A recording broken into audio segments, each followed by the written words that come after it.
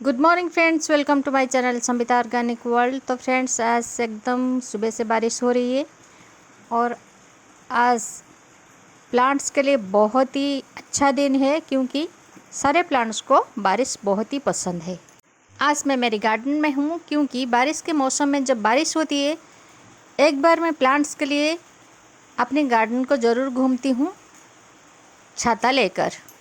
ये देखिए, ये है हमारे गुड़हल का प्लांट, येलो कलर का गुड़हल है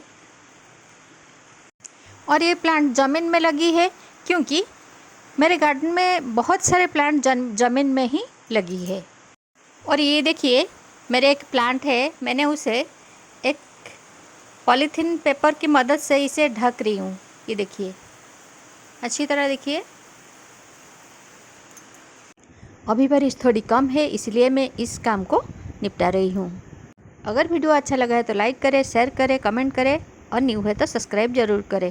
तो मिलते हैं एक न्यू वीडियो में, तब तक के लिए जय जगन्नाथ, नमस्कार एंड गुड बाय।